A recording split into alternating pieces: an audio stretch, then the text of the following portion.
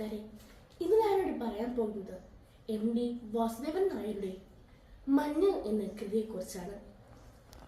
1964 പ്രസിദ്ധീകരിച്ച MD വാസുദേവൻ നായരുടെ ഒരു നോവലാണ് മഞ്ഞ്.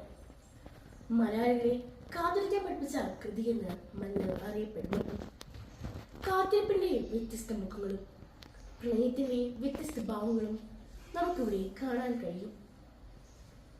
നൈനിറ്റാളിന്റെയും മലനിരകളിലും താഴ്വരയിലുമായാണ് ഈ നോവൽ നടക്കുന്നത്. ഒരു ബോർഡിംഗ് സ്കൂളിലെ അധ്യാപികയായിരുന്നു വിമലാദേവി. അച്ഛൻ, അമ്മ, സഹോദരി, സഹോദരൻ എന്നിവരടങ്ങുന്ന ഒരു കുടുംബമുണ്ടെങ്കിലും വിമല അവരിൽ നിന്ന് കുടുംബത്തിന്റെ കൂട്ടായ്മയെ അവൾ വെറുക്കുകയും ഏകാന്ത ജീവിതം ആസ്വദിക്കുകയും ചെയ്യുന്നു. പെട്ടെന്നൊരു ദിവസം ആ ജീവിതത്തിലേക്ക് ഒരാൾ കടന്നു വരുന്നു. പ്രതീക്ഷകളും സ്വപ്നങ്ങളും നൽകിക്കൊണ്ട്. തിരികെ വരാം എന്ന ഒറ്റ വാക്കിനാൽ നടന്നിരുന്ന ആ മനുഷ്യന് വേണ്ടിയാണ് വിമല ഇപ്പോഴും കാത്തിരിക്കുന്നത്.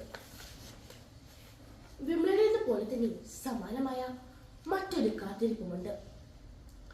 അമ്മ പറഞ്ഞ ഓർമ്മചിത്രവുമായി വെള്ളക്കാരനായ തന്റെ പിതാവിനെ ശിശിരത്തിലൊരിക്കൽ വരുന്ന ഓരോ സഞ്ചാരിയും തേടുന്ന തോണിക്കാരൻ ബുദ്ധു.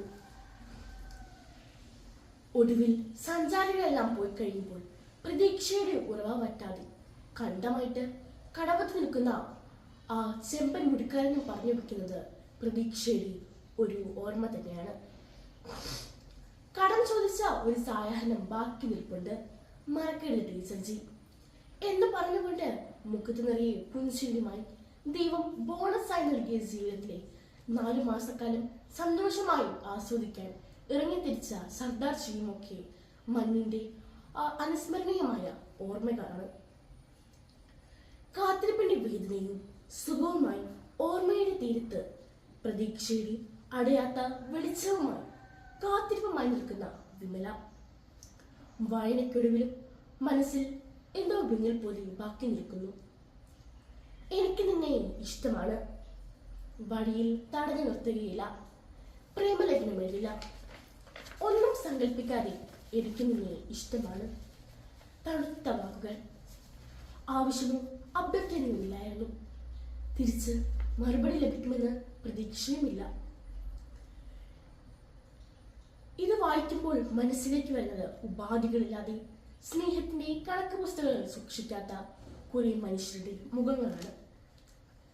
നമ്മുടെ എല്ലാം ജീവിതത്തിൽ നമ്മൾ പോലും അറിയാതെ നമ്മെ സ്നേഹിക്കുന്നവരുണ്ടാകില്ലേ? ചിലപ്പോൾ നമ്മൾ അവരെ കണ്ടിട്ടും കാണാതെ പോകാറില്ല.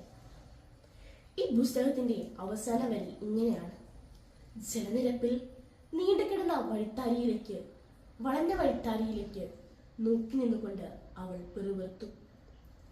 വരാതിരിക്കില്ല, വരാതിരിക്കില്ല എന്ന ഒറ്റവാക്കിൽ ഓർമ്മകളെയെല്ലാം ഒതുക്കി പിടിക്കും പോലെ. ശരിക്കും ജീവിതത്തെ ഇത്രമേൽ സ്നേഹിക്കാൻ നമ്മെ പ്രേരിപ്പിക്കുന്ന ഘടകം എന്താകും? എനിക്ക് തോന്നുന്നു എന്ന 3 അക്ഷരമാകാനേ വഴിയുള്ളൂ. Thank U.